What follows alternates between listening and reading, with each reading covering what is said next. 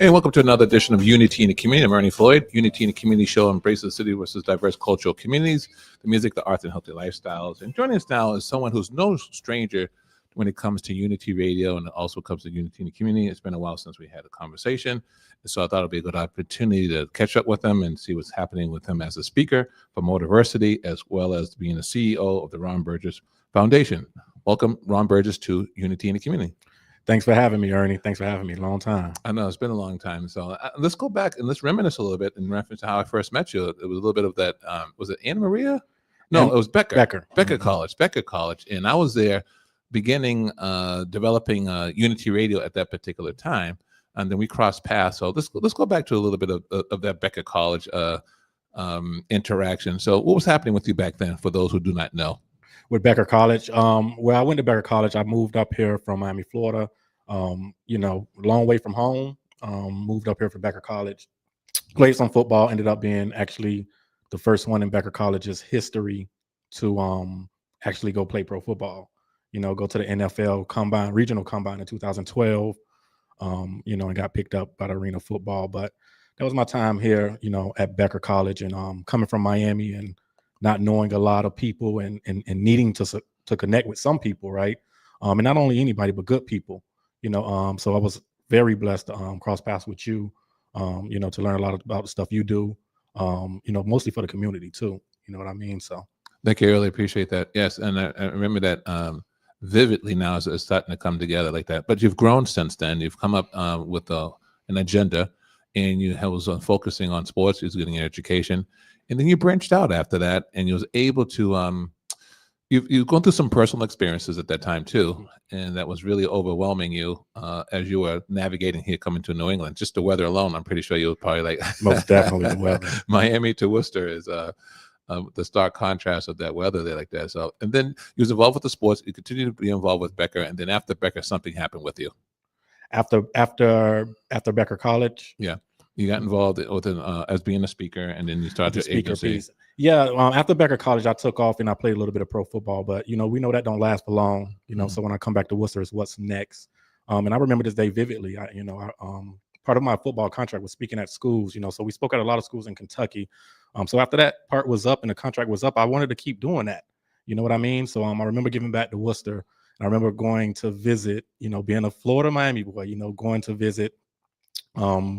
The YMCA, and the Boys and Girls Club too, just speaking to people, really trying to see how can I speak to some youth to continue that piece, but through that journey, becoming a motivational speaker for Motiversity was a big kind of pillar for me too, kind of helped me, get into the places and the spaces I want to get into, to speak to children and to speak to kids too, and to share my story too. Yeah, we all got a voice. Yeah, it's true. And when you get into being a guest speaker and motivational speaker, that wasn't something that you set out to do. But as you just mentioned, it was part of the package, if you will, in reference to coming up and to Worcester. And then you discovered the fact that, well, I can tell my story or tell a story. But most of what was compelling is that you had a story yourself. And you didn't realize the fact that by telling your story, how that could be impactful for the young people in or who are the artists you were trying to address. Most definitely. We always say we all have a voice, and I hear a lot of people say that, and I continue to repeat that piece, but being someone moving up here, at a young age, and at that time, not knowing who my father was, not having a relationship with my father, and only knowing about him that he struggled with substance use disorder and substances. I came up here already with a lot of pain, you know what I mean, to start off, but when I began to tell that story, that's kind of when that motivational speaking really took off, because, I know I met my father for the first time at age 27. He finally came around, but I also understand there's a lot of young men that would never get that opportunity, so who's there to support them, and what do we tell them, you know what I mean? But like I said, I was blessed, my father came around, but, there's so many other young men and daughters that their parents would never, have that capacity to come around, so I just wanted to be a pillar and a shoulder to lean on for them, to let them know I know how that feel, you know what I mean? So yeah, that's very encouraging. And also it's a situation where you have to have courage too to tell that story, because every time you tell that story, you get a reflection and you get a different feeling but it all roots back to the same thing. And when you're going through something, you just don't quite know what it is. Right. You're not educated enough, but you know that emotionally that it's bothering you.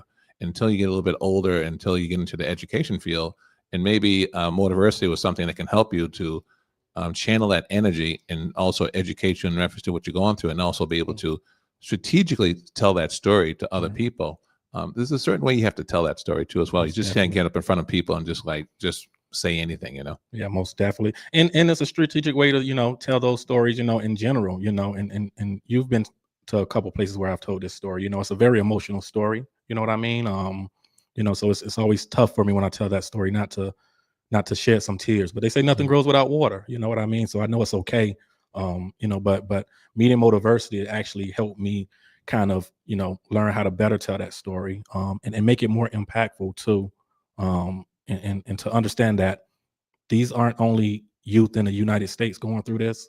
There's youth in countries over the world that have reached out that's going through the same thing, and it just shows that addiction and substance use disorders does not discriminate. It's all around the world. Yeah, it's unfortunate the fact that there's two types of I would say experiences in life that we're all going to experience, and we all have experienced the fact that there's some good days, and in those good days they're really good, and then there's some days that are bad and they're really bad, and it's unfortunate that we have to go through that emotional roller coaster, whether if it's ourselves or whether it's our mother, our father, or our siblings, our brother and sister.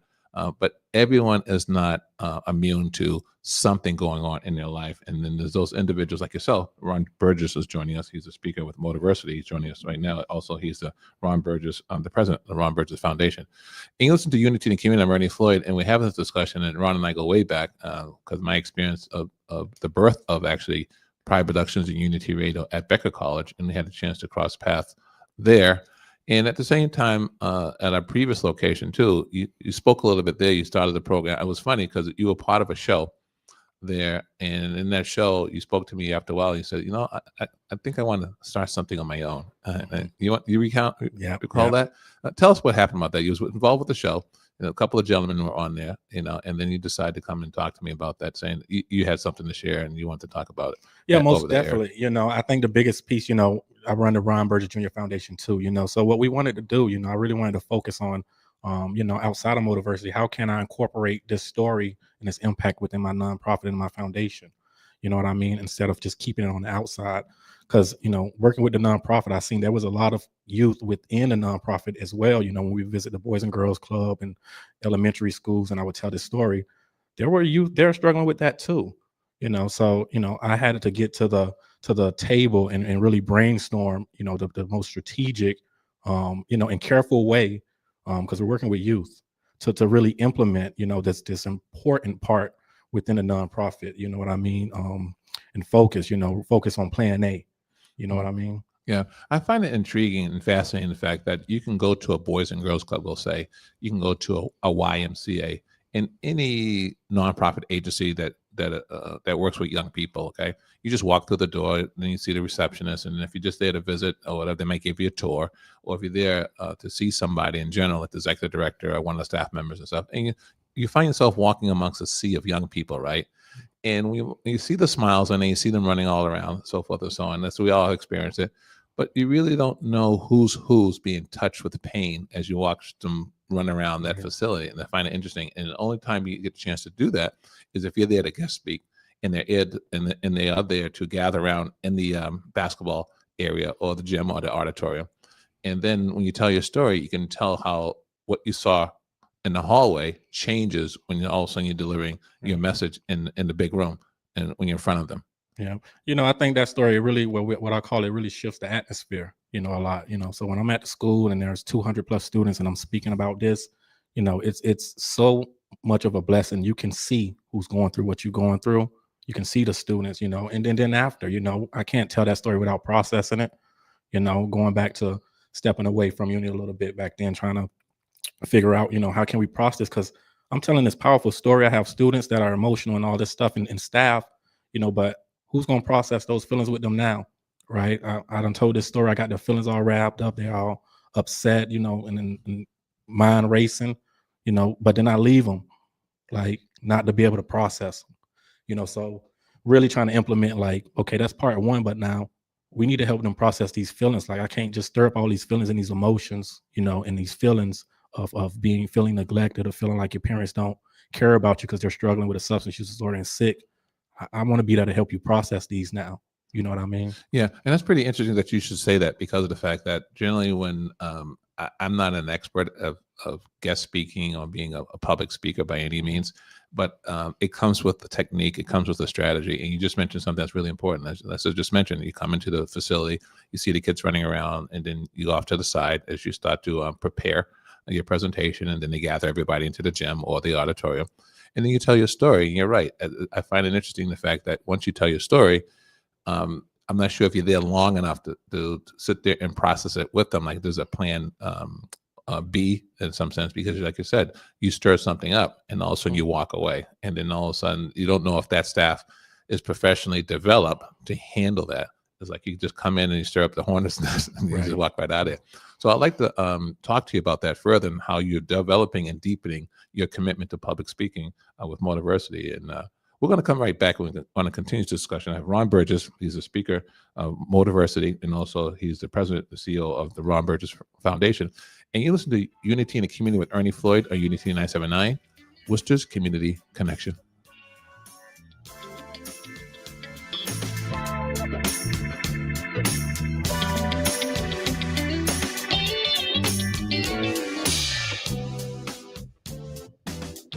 Hello, my name is Alvin Familia, president of the Manny 267 Foundation, and you are listening to Unity Radio, 97.9 FM, Worcester Community Connection.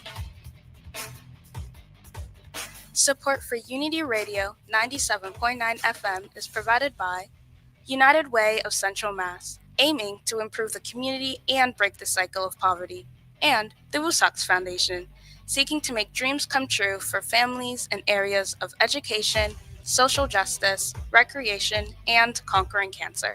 Unity Radio, Worcester's Community Connection.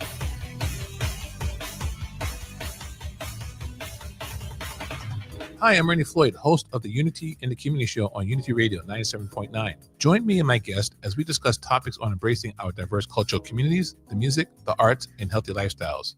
I'm Ernie Floyd, host of the Unity in the Community Show, Wednesdays at 3 p.m. on Unity Radio 97.9, Worcester's Community Connection. Hi, I'm Storm, and I'm a part of the Bruce Wells Scholars Upward Bound program.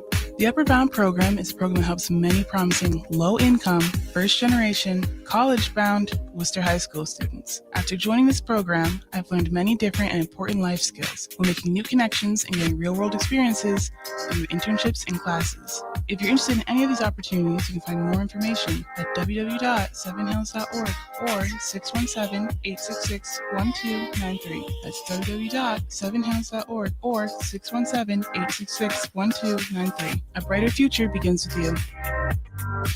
Hi, this is Raymond Lopolito, the general manager of the Worcester Smiles Football Club, and you're listening to Unity Radio, Worcester's Community Connection.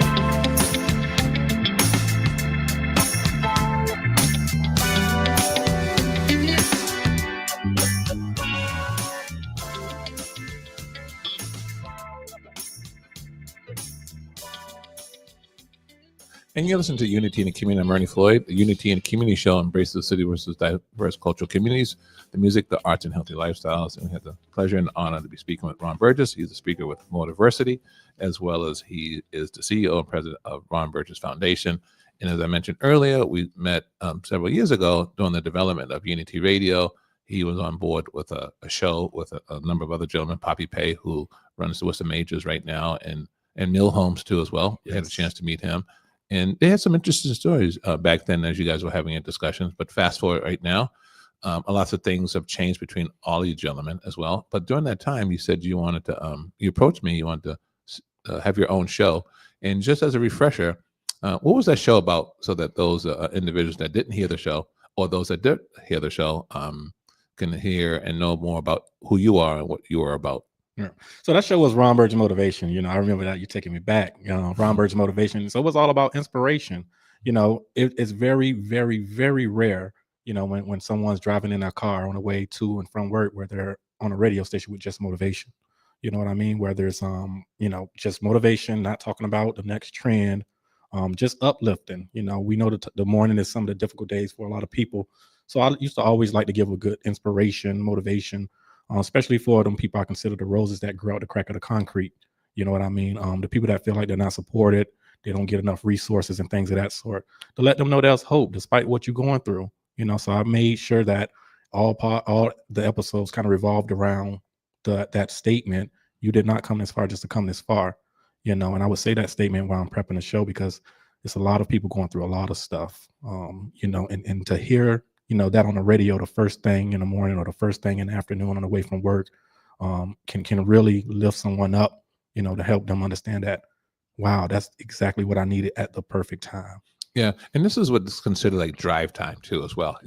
And when they have drive time and people are tuning in and they like to have their favorite jam, or the DJ is belting out the latest trend of whatever idea that is and whatever society is going through, and the latest song, so forth and so on. And all of a sudden you push that seek button and it lands right there on 97.9 FM. And then we have this talk and we have this conversation. And a number of people have approached me and said that I really enjoy the conversations that you have in the afternoon, because it just stops the madness in a sense, and not be embellished and involved in the what they call the machine. The machine, which is the one that drives us to make us believe something's out there and it actually is not. And as you know, society has changed since we last spoke to as well. Right. Government in itself, and that's self-explanatory. We don't have to get into that. And just overall on the command on what society is doing on our minds, technically, education-wise, society-wise, family, there's so much going on. And so you decided when you came to Becker College and you had your football stint and you went professional, and then you decided to stay because you could have went back to Miami, as you mentioned earlier. But then the speaking part came to you because you said that was part of the program with you. And then you said you got engulfed with that and you really enjoyed it. But then speaking comes with technique. Speaking comes with education, because you have to be able to reach the people. And tell us about the Motiversity, the program, and how it taught you how to be a guest speaker. Well, Motiversity, I'm the little fish in Motiversity, I call, so Motiversity has contracts with speakers like TD Jakes, Eric Thomas, Marcus Elevation, Thomas, Marcus Taylor, Inky Johnson, they just got a contract with too as well. So being under the umbrella of a bunch of those kind of gurus when it comes to speaking has really helped me and crafted me the best way, really taking from what they're doing in those things and really making sure I'm up to date on our meetings we have, to talk about the pros and the cons, I guess, or to get the critique that I probably don't want to hear, but I need to hear, in order to assure that my impact is purposeful, because at Motiversity, we don't want to just speak to speak. We want to make sure our speaking is purposeful, and really shows that it's impacting people, and I remember my first speech I actually made with them, Don't Ever Give Up on Yourself. It went viral that same night, in 25 plus countries, this is my most streamed speech, speaking to the youth, telling them don't give up on yourself. You know what I mean? So it takes a lot, and I'm still learning. You know what I'm saying? I'm still learning, you know what I mean? Especially with my speeches about my father and all that stuff, learning how to not get so emotional, and keep the impact good. But Motiversity has really taught me to speak with purpose and conviction, and don't change my story up for no one. You know what I mean? So it's good the way it is, and just speak it with purpose. Yeah. So when you're out there visiting, we'll say Central Massachusetts, and you've been around all around the country too, as well, the world. But locally here, I see some of the photos that you're in at the different schools, and it's a big body of people that you're speaking to. And it has to come with trust too. The fact that, okay, you're walking into this building and people have to realize the fact that, okay, you come in and motivate and speak, and maybe they just see the cover and the title and maybe not really delve into your background and say, oh, this must be a good idea. And let's have them come in there and speak. But you have to be careful how you come in and speak to young people too, as well, because everyone has a different reaction to how you speak, because you don't know how they're going to take it. Because sometimes they don't know what it is themselves, and then all of a sudden you come in and you poke them with something, and they realize, oh wow, I'm finally realizing that something's going on, and I don't know how to handle it. And so now the counselors are there, the teachers are there, different people. Everybody got to come to the gym. Everybody got to come to the gym because someone is being affected by what you're saying. Right. So How do you handle that? And that's happened. I think the biggest piece about our storytelling conferences is I'm not walking in there until I can talk to the principal, student adjustment counselor, assistant, and the main principal and the student adjustment counselor. I need to meet with them 3 times before I even walk up in that school, because I don't know what to even speak about sometimes. I'm at their service. You know what I mean? So I have that A+ meeting, I call it, with them. I gotta have the A+ meeting is the first process of me going into any school to do a storytelling conference and speak to any students, and then I can tie those stuff in. Because there are some schools, where they may say, hey, no, we don't want to speak about it, but we have a lot of bullying going on here. You know what I mean? So I can't go up into a school, a Boys and Girls Club, or YMCA without that A+ meeting. I've had, I could probably count on one hand how many schools have said, like, come on, it's all set. We don't have time. I need to do that A+ meeting. Because like I said, I want this to be purposeful, you know what I mean? And I want this to lead to that processing, right? Because after those, they're saying, can you do programs here for after school to help us out? Because I want to be able to process this stuff with them after. So yeah, that makes a lot of sense too. And I like the A+ that you're saying, because they really don't realize what they're getting into. They just go by the title, and maybe they're desperate to try to find solutions to the situations that they're going through at that particular facility. Right. And then they just come on in and just say something, but they don't realize the fact that, okay, if you operated that way, we'll say you did. They said, come on in, Ron Burgess, you're president, you're speaker at Motiversity, president of your organization. Just come in and try to save the world with us, right? But they don't take into consideration that you're there for that moment, but you're going to leave. Right. And once you leave, the impact you may leave back with them, they may not be prepared to handle it. Right. And that's why I love those first meetings, the A+ meetings, because I won't feel comfortable going in there without that. You know what I mean? It's like an animal going into uncharted land. Like, you know what I mean? I don't know what I'm walking into. I don't know the school's needs, and that's why I'm always telling educators before I come in, I want to help you with the stuff that you're already doing. I want to come in and complement what you're already doing. You're already talking about bullying. You're already talking about depression, mental health, you know what I mean? Parents and things of that sort, so you're already doing the work. I just want to come in and complement that, and not take away from that. But those meetings are so crucial. After that meeting, I send them the whole PowerPoint, the whole PowerPoint, the whole script. You know what I mean? And they would tweak it sometimes. You know what I mean? Say, can we take this out? And those things, and then it's on and popping from there. Yeah, and that's nice that you're able to do that, because then they recognize right then and there that, okay, this piece may not work for us, but this other stuff will. Right. And it's nice. How do you feel basically just yourself emotionally when someone says, okay, can you come in and talk to our people? Just that alone. How do you feel about that? I think I would need to know the specifics of it. You know what I mean? I love speaking. You know what I mean? No, but emotionally though, when someone says, okay, Ron Burgess, you're going to come in, talk to our people, and we want you to be an inspiration to our people. Just for you personally, how does that make you feel emotionally that someone trusts you to come in and talk to their population? It's a good feeling. It's a good feeling, especially when if we're dealing with kids, you know what I mean? Because it just shows that trust, and curiosity too, because some people tell me to come in. I'm just like, they probably don't even know what I'm all about. You know what I mean? Right. And all those things too. We just came from a prison. I spoke to some guys there, all of them serving life. You know what I mean? And that was one. Just come on in. Can you just come on in? And you know what I mean? They know more than me, man. They they doing it. You know what I'm saying? And I remember finishing that saying, why am I here? You know what I mean? They should be the speakers the way they just spoke. You know what I mean?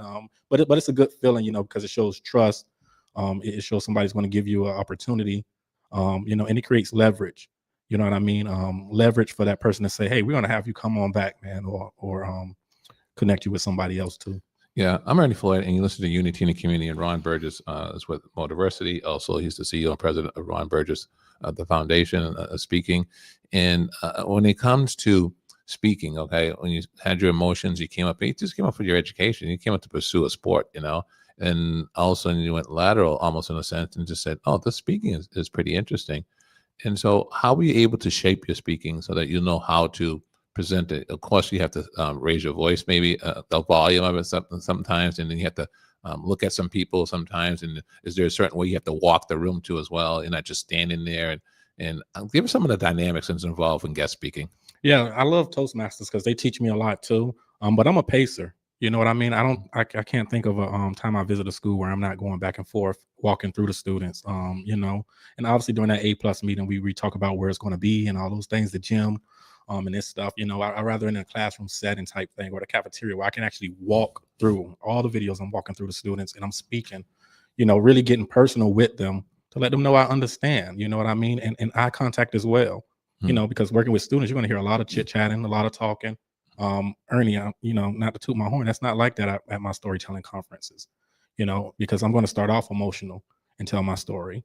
You know what I mean? And emotions are a big thing. No one's going to change if they don't feel what you're talking about. It doesn't matter what age you are, student. I remember I had a student. I don't know if you remember Manny J. Media. Sure. We went to a school. I took him with me to a school.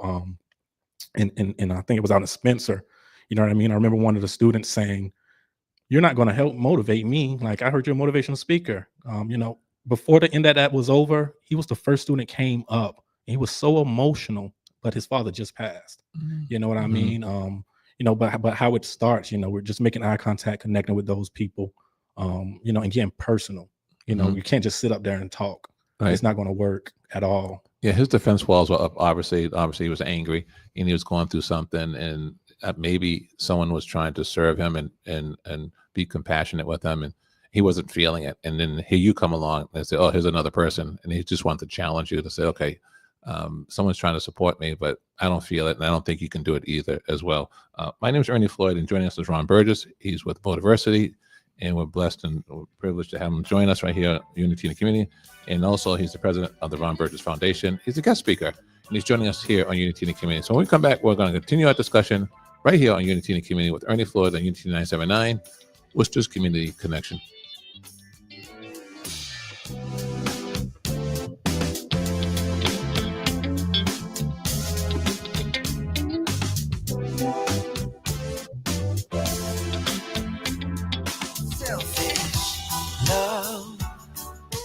Hey, this is Ricky Duran, and you're listening to Unity Radio on 97.9 FM, Worcester's Community Connection.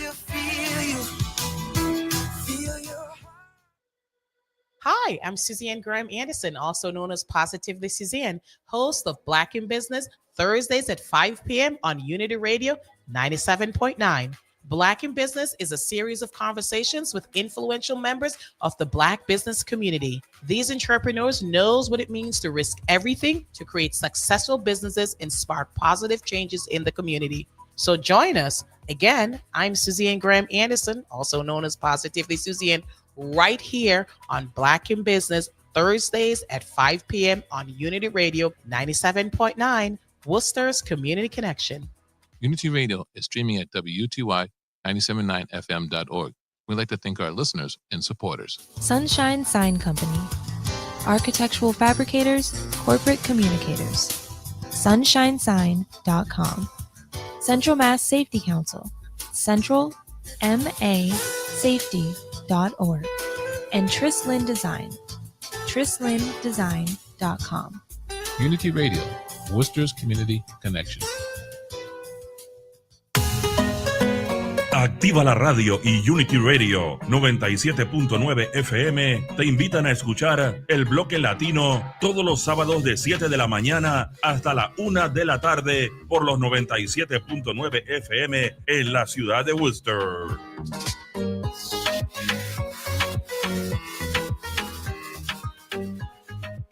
This is Unity Radio 97.9 Worcester.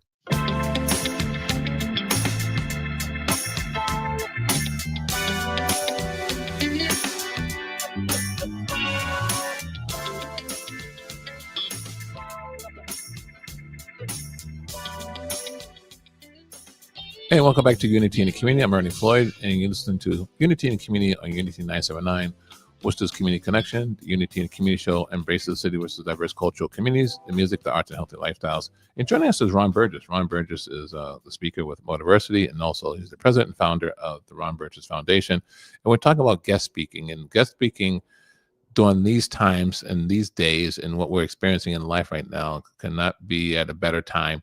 Because we all need some motivation and give us some direction, because we're all going through something at some capacity at some different level. And it's good to know the fact that there's people out there that can speak to that, and you cannot do it alone, and you can't be by yourself in that. And going back to what you just said earlier, speaking out of Spencer, and the gentleman challenged you and said, "Hey, you can't help me."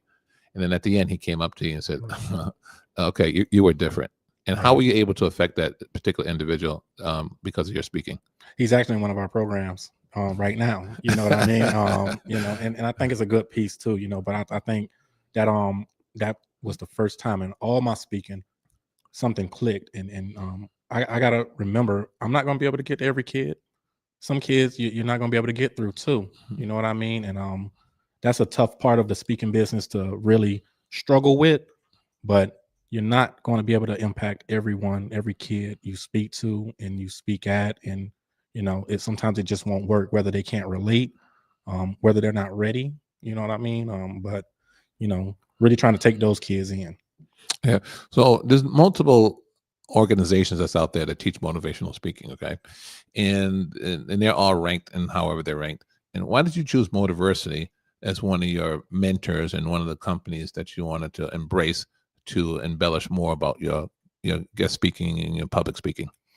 Because I think Motiversity, being the number one motivational speaking platform in the world, and right now we're number 3 podcast in the whole world, every country known to man. So I seen the impact that they was providing too, not only to, like I said, the US, but the world, and then the teachers, that having the opportunity to work with Inky Johnson, Eric Thomas, not yet TD Jakes, but having the opportunity to work with those guys and hear their feedback, I think was big, so I said that's where I wanted to be. Eric Thomas has always been one of my favorite motivational speakers, you know what I mean? So watching him, the videos and watching him speak and go to schools and stuff like that, I really studied him in a way, and I think that's what led to me saying Motiversity is going to be my go-to. If you want to be the best, you have to be with the best, and Motiversity is by far the best, as evidenced by the podcast and viral screens and all that stuff too.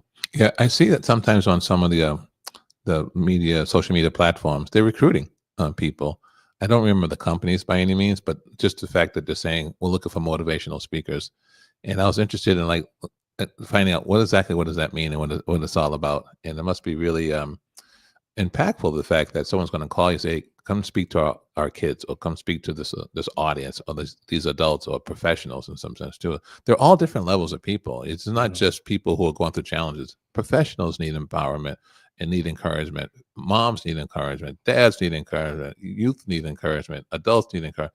Everyone needs encouragement. It all depends upon the different levels like that too. So what got you interested in guest speaking, and also why you must have a particular platform, and there's multiple platforms to guest speak. Why this particular platform that you chose, and why is it motivating you to get out and to spread the word and trying to make a difference in a young person's life? Platform meaning Motiversity? Yeah, Motiversity. But at the same time, the topic. It's the topic that you must use all the time, and you want to go out. There's multiple topics that people can utilize to reach people, but you have a specific topic that you like and that you like to land on. And why? What is it, and why is that? My topic is very relational, because like I said, my story about my father, and all those things, growing up, not even knowing my father, I was bullied when I was living in Miami. You know what I mean? I went through depression. I went through peer pressure. You know what I mean? So that's why I love that topic, because it really hits on every aspect of it, and that's why we call it the storytelling conference, because there's no part of that story that can't be kind of, dissected and put into another topic, because that topic alone and my story alone comes with a lot, and if, it's tough to tell that story in an hour, when you're speaking and you're trying to speak to the story, you have to take out a lot of parts to try to make it short and sweet, but impactful, but that's going to change when I write a book on my whole story. There you go. Congratulations. So let's talk about some of the audience. You mentioned the young people, you mentioned adults, and the nature of the organization Motiversity. So tell us, who are the people you've been in front of here, we'll say in Central Massachusetts? So mostly schools, and I go to recovery programs as well. Okay. Because like I stated, a lot of recovery programs bring in the person that was struggling with the substance use disorder, the person in recovery, but they don't bring in the sons of the children. They don't, you know what I mean? And I think that has allowed me to get into a lot of programs of recovery centers, because someone really said, no, all commitments that come to recovery programs, we just have those in recovery come and sharing their hope and experience and strength. But when can we hear from the sons? What about the daughters? When can we hear their side of the story? Can they come in for commitments, and really give a different perspective? Very emotional, you know what I mean? But most of them in front of kids and youth. In our storytelling conference are 150 students plus. Mm-hmm. That's interesting you should say that, because I'm getting emotional too as well, because I was involved, being fourth child, I was involved in this relationship, okay? And when I was involved with this relationship, obviously, I won't say obviously, but we bear children. And when I found out that I was having a child, I was like, oh. And then I can recall the doctor saying, oh, I see a shadow. Wait a second, something's going on here. Oh, guess what? Congratulations, Mr. Floyd. You're having twins. And I wasn't really necessarily ready to have twins with the particular person that I was with at that particular time. It wasn't like it was just one. It was like, bam, two, And that person was under the influence. I didn't know it. Innocently, obviously, I was focusing on other different things. And so I want people to hear my story too as well, because of the fact that you can be interested in somebody and just focus on one thing, but you have to see the whole picture, if you will. And then I went back to the well 2 years later, and then I had another child with the person. And let me tell you, that relationship was so tumultuous for those 15, 16 years. Unfortunately, she passed away. But I tell you, one of the things when I was going through, when I was raising the kids, I was a single parent, and they said that I was angry, in the environment, and people say, you need counseling. And I did. And so I went to counseling, and I can recall the counselor saying, I'm looking for relief. For me personally, going there, I'm looking for education. I'm looking for an answer. Why I'm going through what I'm going through, and most importantly, how can I handle it, and educate me on how to go through it. And the person started talking in a manner where you have to do more. You have to do more of this, more of that, and more. And the person's like packing it on, right, and piling it. And I'm like, I'm already doing everything and anything what I have to do anyways. I'm raising them full time. Getting them up, getting them prepared, taking them to daycare. And everybody knows daycare that, you go to work and you have to be back by 5, because you know what happens. If you're late, they charge you every about a minute. And I'm doing everything. And so then the person was like, I said, so I went to a couple of sessions and I walked away. And then, I'm still raising them, of course, by myself. And a good thing I had friends and so forth. I'm doing everything and anything. So then I got angry, I guess, again. And so they said, you need counseling. So I went to another counselor, right? And so I took my children this time, because you mentioned the fact that what about the people that are being affected? So I go to the counselor, they start saying the same thing. And I'm like, this person's weighing me down now. I'm doing everything and anything that I'm supposed to do. And then all of a sudden they said something, and I can recall picking up my daughter and putting her under my arm like a football, right? On the right. And I had twins. And I took my other daughter and I picked her up under my arm, and I carried them out like I had 2 footballs, right? And I ran out of that. And the person's like, where are you going? What are you doing, Mr. Floyd? Where are you going? I said, no, I got it. And the thing what I learned was the fact that they kept telling me what more I had to do. And I was responsible for everything and anything. And I learned the fact that I can only be responsible for what I can do and how I can do that. And then once I got it, it was like this liberation. It's kind of like this freedom, like this, like, oh my God, it's like this freshness of understanding that what my role is to do is, let me focus on what I can do. If that person's interested and they want to contribute, then I'll leave the burden on them. And if so, versus me doing everything, because they were easily coming in, dictating what I should do, dictating how it should go, but yet they weren't being responsible themselves. And then finally, when I shut that down and I decided that, okay, I'm not responsible for you. I can only be responsible for me. And after that was a glorious thing, right, as far as that pressure goes. And so what you just mentioned, that's what triggered me in a sense, because we always talk about the person that's in it, but we don't talk about the siblings that's on the outside, the son, the daughter, the cousin, and the mother, or whatever the case may be. And I didn't have that education. And I was looking for it. I didn't get it because of the fact that they kept telling me I had to do more. And that just drove me crazy, in reference to that. So I'm glad that you mentioned that. And I think that now that you're going to get me involved in motivational speaking too, is because of the fact that what about the audience of those that are experiencing from those people that are under the influence, and it's hard, trust me. Yeah, very, very hard, and it's very hard to watch somebody go down that path to finally get to that point you needed to get to. I'm only in control of what I can be in control of, and what they call the airplane analogy.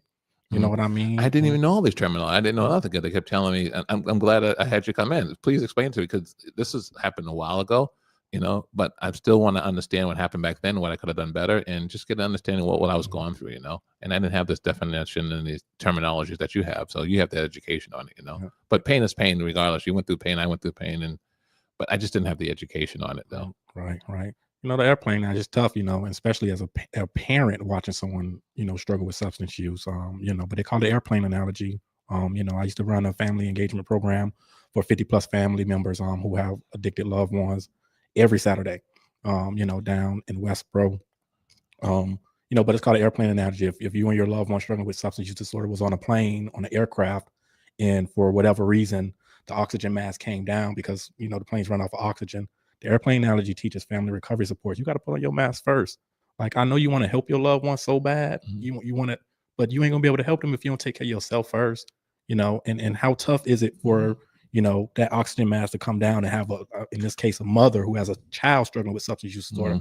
How tough for it in the sake of the scenario for them to put on their child's oxygen mask first before they even help themselves. Like, no, put on your oxygen mask first, and then you can be better and strong enough to help your loved one struggling with addiction. Wow, that's incredible. That's very powerful that you should say that. And I wish I was fortunate enough to have someone teach me and educate me in reference to that and that information, because I went through 15, 16, maybe close to 18 years. Unfortunately, she passed when they were in high school when we got the call, and from birth until about that time. And I can tell you stories like nobody's business, in reference to what we went through, being on the sidelines, not knowing, not being guided, not being taught, not being educated, and not being supported.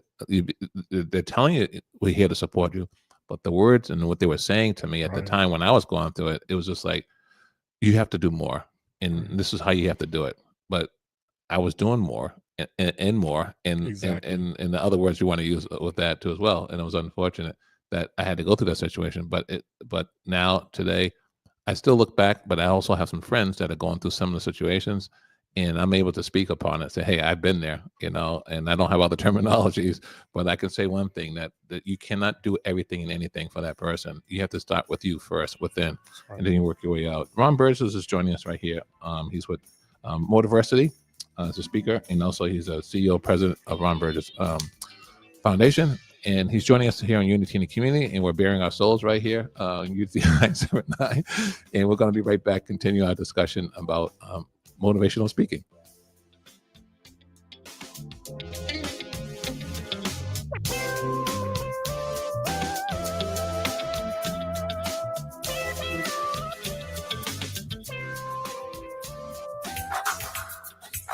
Unity Radio. Just kicking around. We discovered a love that had never been found. Worcester, we've got you. Hi, I'm Ernie Floyd, host of the Unity in the Community show on Unity Radio 97.9. Join me and my guest as we discuss topics on embracing our diverse cultural communities, the music, the arts, and healthy lifestyles. I'm Ernie Floyd, host of the Unity in the Community show, Wednesdays at 3 p.m. on Unity Radio 97.9, Worcester's Community Connection. Hello, I'm Pastor Sharon Henderson of Covenant St. Andrew's United Methodist Church, 24 Hamilton Street, Worcester, Mass. We welcome you to worship with us every Sunday at 10 a.m. Let's worship together and love one another. I'm Sharon Henderson, pastor of Covenant St. Andrew's United Methodist Church, 24 Hamilton Street. We welcome you to worship with us at 10 a.m. every Sunday. Let's do it together and let's make peace. Are you ready? Hi, I'm Gary. And I'm Steve. And we're the host of Cannabis 101 on Unity Radio 97.9 FM. Join us and our guests on Thursdays at 3 p.m. as we discuss the cannabis industry in Central Mass with energy, excitement, and passion. We both take pride in providing you important information about the rapid growing cannabis industry. Support for Cannabis 101 is provided by Cannabis of Worcester on Unity Radio 97.9 FM, Worcester's Community Connection. You're listening to Unity 97.9 FM, WUTY. Let's talk, Worcester.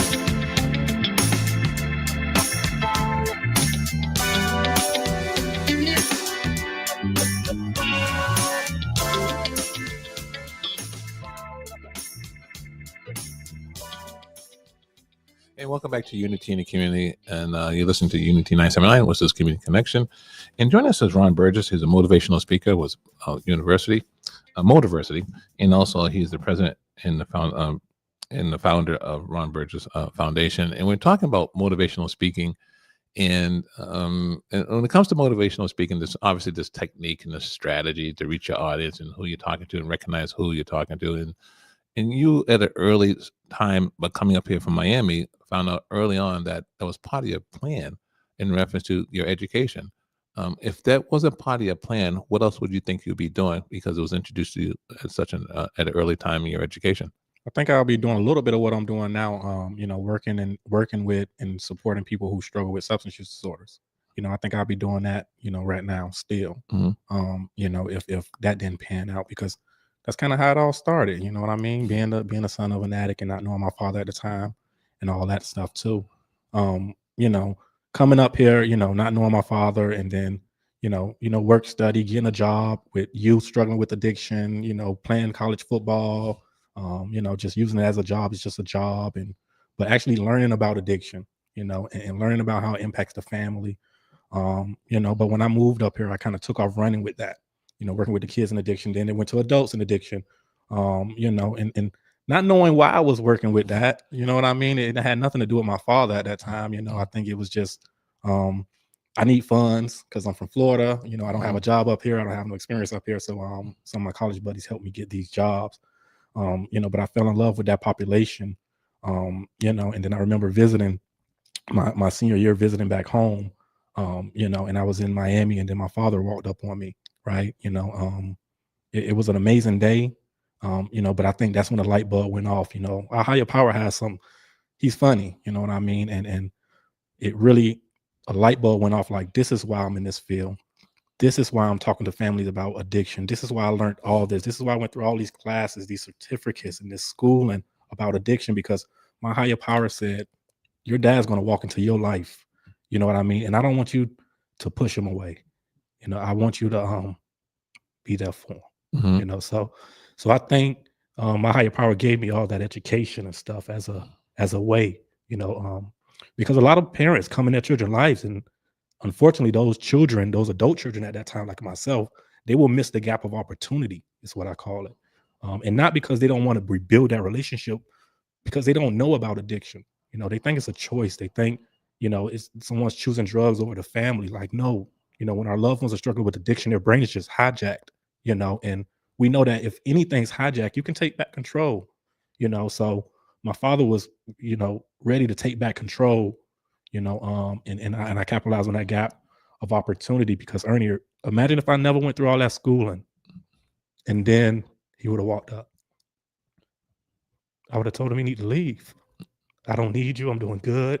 Right. But thank God, my higher power, because he equipped me for that day. It was a tough day. Yeah, and that's what it's about, is equipping you, in the fact that it's just so funny having this discussion with you, because one of my friends is going through it very badly right now, in the early stages of what I went through, and I didn't go through this for, I told you, unfortunately, when she passed away, when my children were 16, they're like double their age right now. I've been so removed from this, altogether, and it's been like moving along and just moving my life along.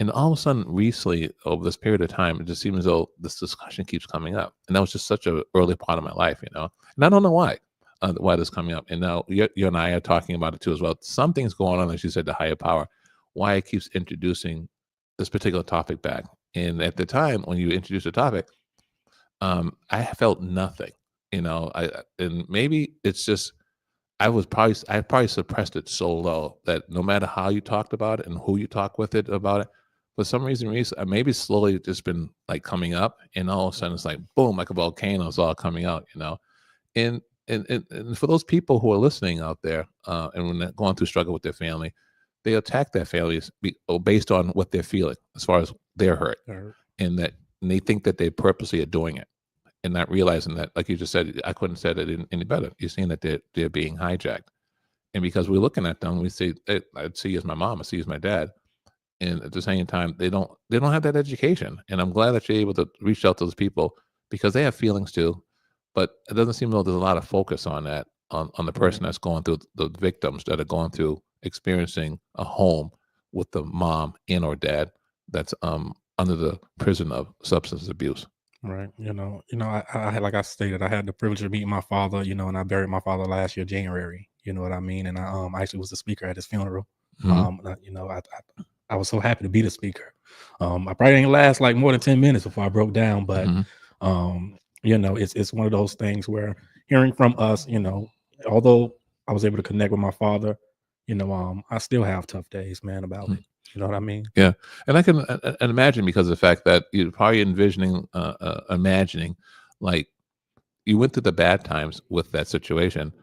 What would it have been like if you went through the good times when you really needed them and really wanted them like that? Like, what would have been if that situation wasn't there, like growing up with a father, and I'm pretty sure that's probably what you think about, all the time. I think to start off, it would have been 2 parents in that Black household. You know what I mean? And that's big because, you know what I mean? Being a kid, going to school and everything and watching, everyone else with their fathers and stuff. Even when I got to Becker College, man, shout out my man, Jake Bateman. His father would come watch the game on my path, because that was dad for me at the time. Right. Watching everybody with their fathers and stuff like that. So it really would have changed the trajectory of a lot of stuff. And I always say when I get asked that question, I don't even know if I would be in Massachusetts right now. Right. Probably be D1 football somewhere. Because like I stated, my dad went to my high school. I went to, don't know the man from a hole in the wall at that point. Like all this stuff going on, that we was finally able to figure out when I connected with them. But it would have changed a lot of the things. And I think the biggest thing it would have changed that I would have had a man in that black household. So how many siblings were in that particular household at that time? That's 3 of us. 3 of you guys. Okay. You have a younger brother and a younger sister, or 2 younger brothers. We right behind each other. Boom, boom, in age. And did you ever have an opportunity to speak with them in reference to how that affected them as well? Because I've heard your story, and plus you're telling it as well, but I didn't know you had 2 brothers. And what was going on with them at the time? Well, my 2 brothers have a different father. You know what I mean? And their father, struggled too. He wasn't around. He didn't struggle with substance use disorders, but he struggled with, being in the streets and criminals and stuff like that activity and getting arrested. But, he actually passed 2 years ago. Sorry. But it just goes back to, given, his different experiences, I think we still felt that feeling of neglect. And, where's the black man in the household? And brainwashing, you know what I mean? Because I remember my mom would always tell me when I get kicked out of school or high school, I get suspended. She was like, "You were just like your daddy." You know what I mean? Yeah. Stuff like that. So your dad don't want nothing to do with you and stuff like that. Ernie, the biggest blessing was watching them get on that phone and talk after I made up with my dad and we ended up connecting. They would speak almost every week, man. Yeah. And she didn't have the education too, because that's normally a reaction that you would say, "Oh, you're just going to be just like him. You're going to do this. You're going to do that." And I don't think she really meant it that way. Right. It's just like, it's almost like this reverse psychology, like don't be like him. Right. I don't want you to, but then when someone's telling you you're going to be like him, it's you're going to receive it a little different when you're younger and you don't understand what's going on, how to, the techniques and the mentality of how to receive that. All you know is that she's telling you, you're going to be just like him. You're going to be like him, like branding it on you basically.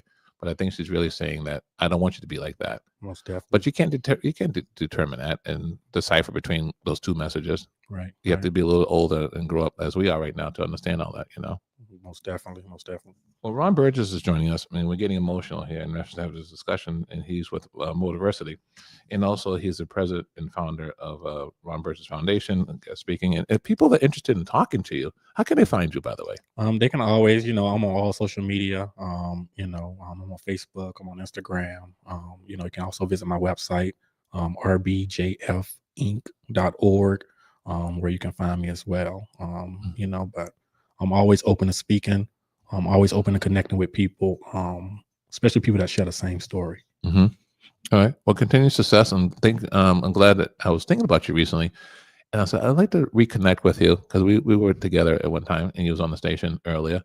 And I said, something just said, reach out, speak with him. And we crossed paths a couple of times and said, let's have a discussion. And so I'm glad that we were able to reconnect and for you to come in. As you know, we have a new surrounding, a new studio like that. And thank you. And we're going to continue to grow here as well. But we are. Once again, Ron Burgess, the speaker with Motiversity. And also, he's the CEO and the foundation of his foundation, Ron Burgess Foundation. And I'm Ernie Floyd. You were listening to Unity in the Community on Unity 979, Worcester's Community Connection.